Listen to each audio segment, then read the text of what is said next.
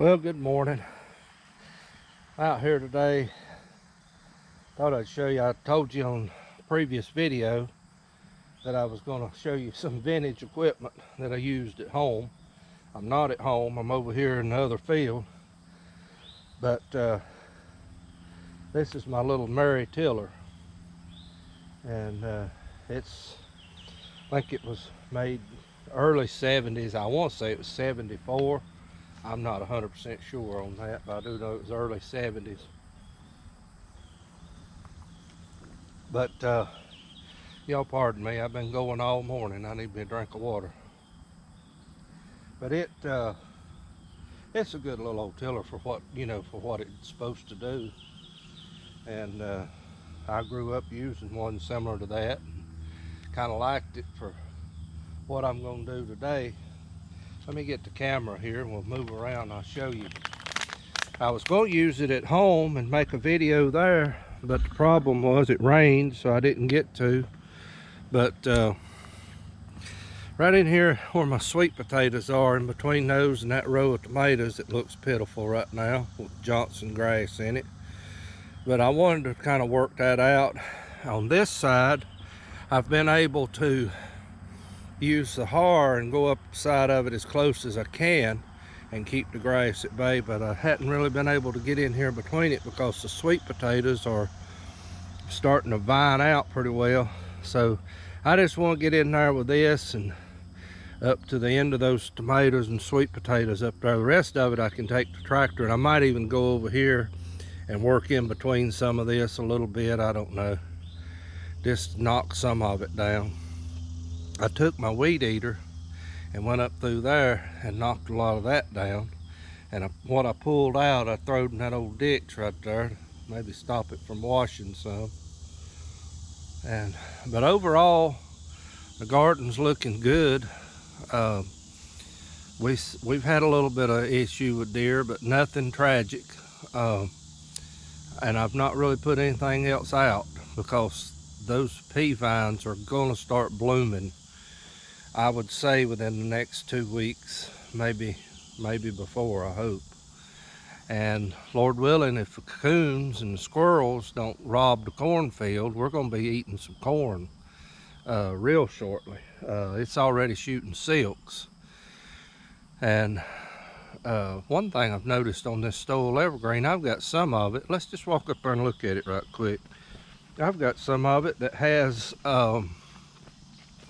red silks, and I'm just wondering, any of you that's growed stole evergreen, if you've had that issue before. And I don't know that there's anything wrong with it, but it's just odd.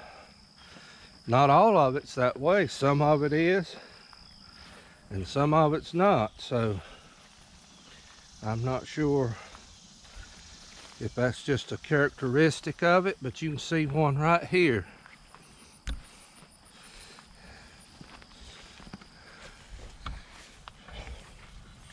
See there how red that is?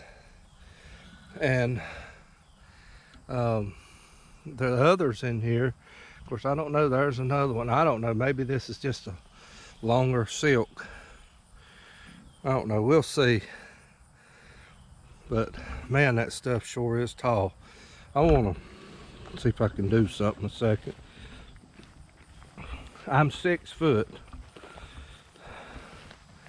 and I'm gonna walk out in here just to get a perspective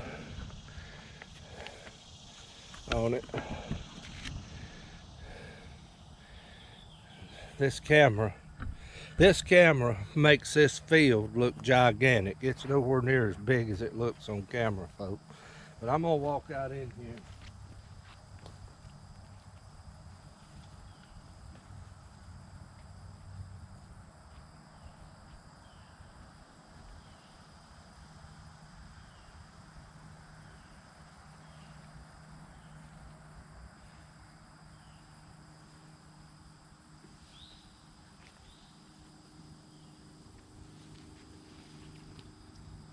This is sweet corn, and that those tassels are throwing off the pollen. And I just hope and pray we don't have a bad storm that causes this to blow over. Because if this makes, this will be the most corn I've had in a long time. Of course, I haven't planted much in a long time either. But now this row right here, don't know if anybody can notice any difference. That first row right there is actually Silver Queen. The rest of this is a stole evergreen. Silver Queen's got more of a uniform look to it. And I don't know if I can find the seed. I love that corn. And I don't know what I wouldn't like to have it again. The stole evergreen, I mainly want the seed in case, you know, we have a situation we can't get any. And that's one reason I wanted to bump it up, because it's an heirloom. And so, for the simple fact that you couldn't get any. I see it's put, I call them brass roots. I don't know what, feeder veins, whatever you call them. If you look down here at the bottom, right there, they're starting to put down that. The Silver Queen, I don't know, it usually will. Yeah, I see some down there on it. Not like these are. Yeah, right down there's one. It's got a bigger stalk though than this does. But anyway, just thought I'd show you that and do another update on it. And hopefully, my plan is, when this corn comes off, I want to get this field disc and get it ready. I want to take all this up, and I want to sow some mustard greens here for fall. And if I covered that whole crop, whole field, it wouldn't bother me a bit. And just to make a cover, because I'm going to tell you something about a mustard green that I've learned.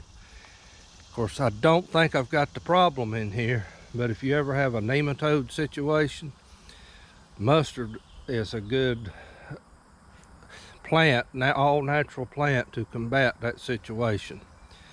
But we like to eat mustard greens too. So, and down here, my plan is to somewhere, I don't know, maybe where the watermelons is and all the other bare spots, but everything else is going to be pretty much occupied. But this will be September before I do this. But if any of you's ever heard of creasy greens, or another name for it's called upland cress, we want to sow some of those. They used to grow wild around here, and through people spraying their fields and stuff like that, it's killed a lot of them out. But thankfully you can still get seed around here and there. You find the wild one growing up along the edge of the woods in a low place. You find it in the spring of the year, you mark it, and you get the seed off of it. And that's what I try to do, because I don't think the ones that you buy in the seed companies, they're okay if you don't have nothing else, but I just don't think they're as good as the wild ones. It seems like the ones you buy are more stems than there are anything else. And my sweet potatoes, like I say, they're vining out pretty well. And we should be digging those around the 1st of October. I think it was the 7th, somewhere along in there. I was looking on my calendar, trying to mark it down when I planted them. And my understanding is 125 days, 100 to 125 days. I'll probably check them when I get to 100 days. I've got that marked, so, and see what they look like. But I wanted to combat some of these weeds that I could now while I can, and that's my goal here today.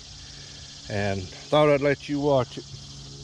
Let me say a little more about this tiller here. This is a Murray tiller, and it's not Murray, it's Mary, M-E-R-R-Y. And this was the Scotsman model, which was the smallest model I think they made. They made 2 or 3 different models. The most common was the Scotsman, which is this one, and then there was another one that was a size up, was a Suburban. I think that's right. It had a 5 horse. This one's got a 3.5 horse on it. But I bought this tiller years ago from a little old lady not far from where I grew up, and she didn't use it no more. It wasn't running when I bought it, but I give her $50 for it. That's what she wanted. It come with a little furrowing plow that goes behind it, and I love that plow because at my garden at home, I'll use that in the spring, and that's how I'll break my garden up. And it works just like if you were using a turning plow in it, and I like it for that. So,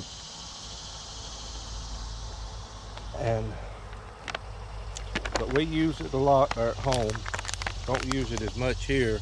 Try to utilize the tractor as much as I can, but it's a good little tiller.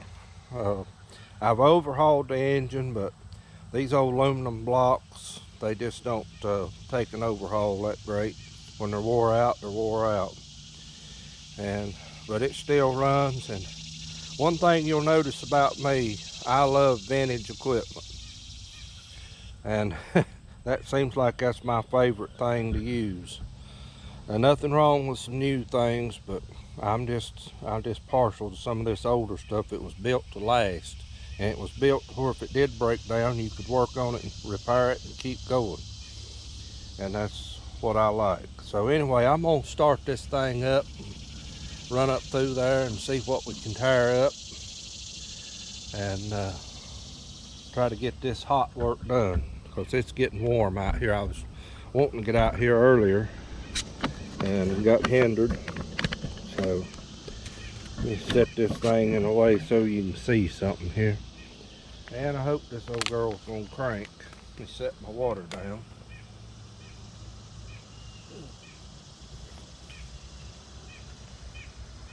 It's never been an issue much with cranking it.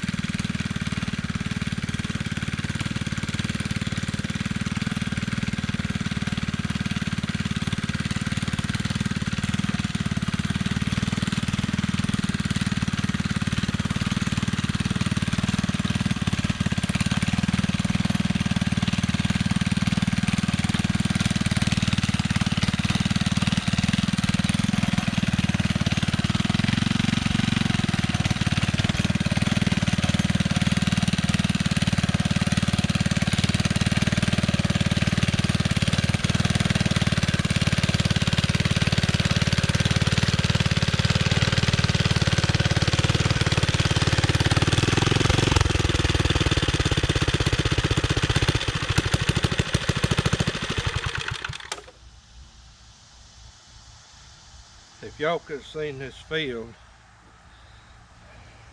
a couple of years ago, you wouldn't believe it. Right there, right in this spot right here. For a fact, there was trees in there that was 8-10 feet tall.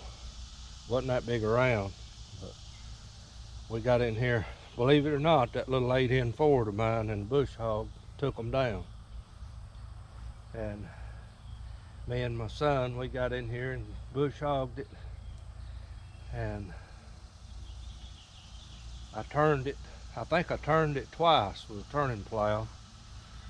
Disked it up. And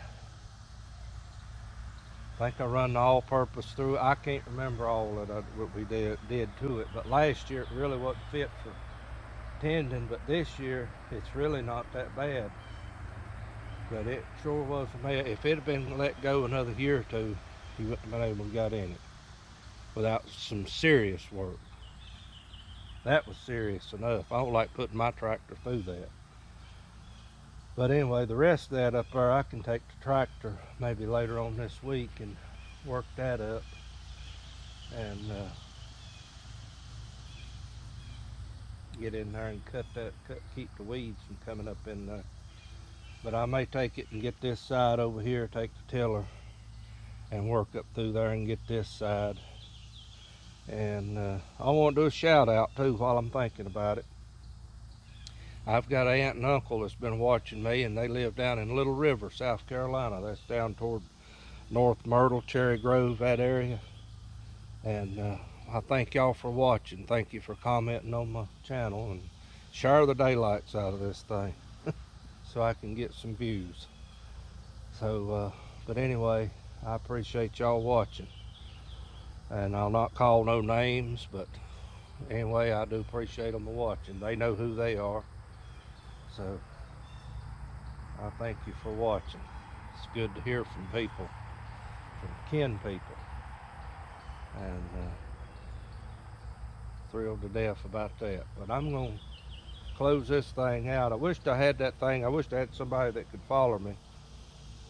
And I've got two sons. One's working, the other one just got off work and he's in the bed. So, and my wife's in the bed, so it dare not bother her. And so I'm kind of by myself through the day. But who's to say, I might take me a nap when I get done with this. Get home and get a shower. Get this salt water washed off of me. But another thing, I've got a watermelon up here that's about ready to come off. It's pretty good size, moon and star. And I've got a pumpkin that's so I've got pumpkins there.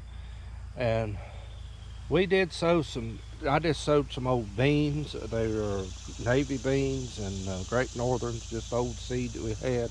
I don't know if the seed's any good or not, but we sowed them in that field up there where those peas are. And I don't know if they've came up yet. They've been in the ground a week today, so they should. But the deer has all but murdered them peas up there. I mean, they just about ain't nothing there but weeds now. And that's what's got me worried, that they're gonna start down here. So we sowed some more stuff up there to keep them up that way. But anyway, I'm just rambling on.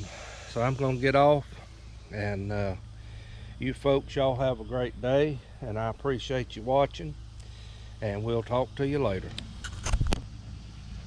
All right, I thought I'd just, while I'm up here, I'll show you what we got going on.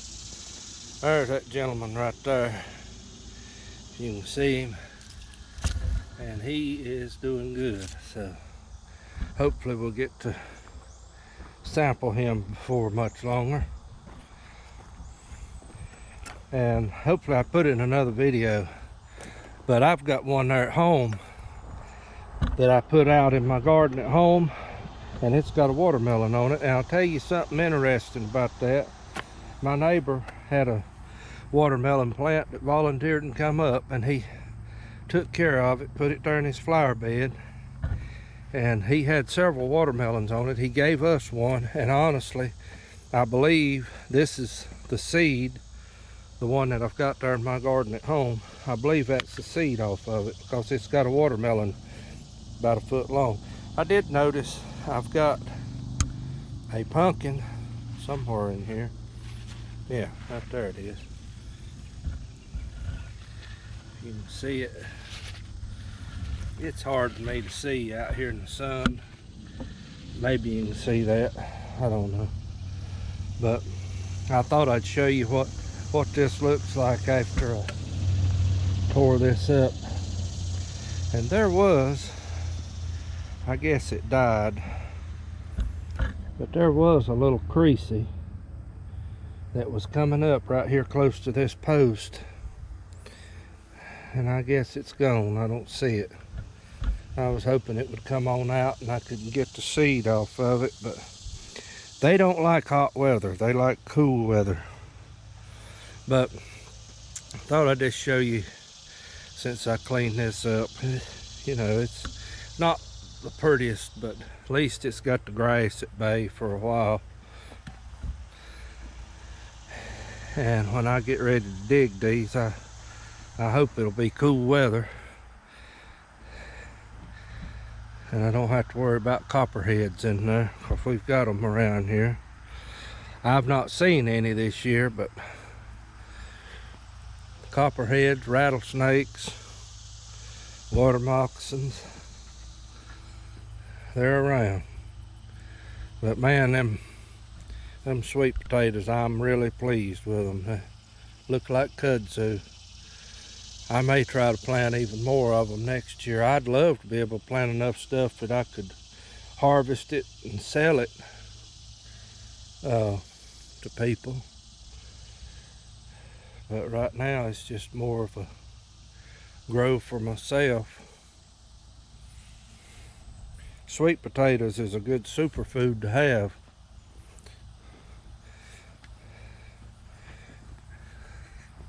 They're good for you. They say they're actually better for you than a Irish potato. They don't have the starch content in them.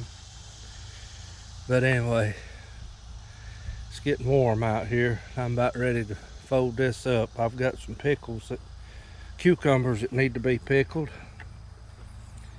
And if I can get somebody to help me this evening, I want to work on my okra.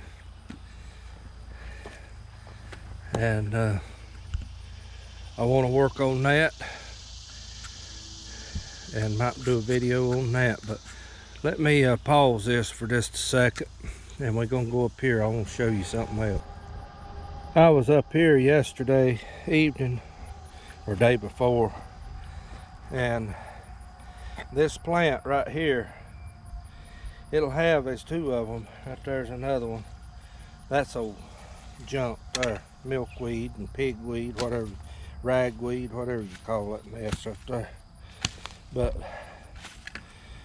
this plant right here, I'm not sure the name of it, but it has a strong odor to it. But it'll grow like a cucklebur type thing on it. Got seeds in it, and I'm gonna guess it's in the cotton ochre family, just by the way the plant looks. But what I was going to say about it, years ago when I was a boy and we would make sauerkraut, I remember my grandpa would go and get some leaves that he would lay on top of the kraut barrel after he put his sheet over it, and he would lay these leaves on it. And I said, why do you do that? He said, that keeps the flies out of it. And that is that weed right there. So I don't know the name of it, but I'm glad to see it here. And if you find that on your homestead or wherever you live, remember that. If you've got an issue with flies, that stuff will keep them away. And I don't know what it's called. I wished I knew. Maybe somebody knows. You can share that information with us. So anyway, I'm gonna get off here. I know this has been a botched up video, and hopefully we can put more interesting things on later. So anyway, y'all have a great day and stay cool.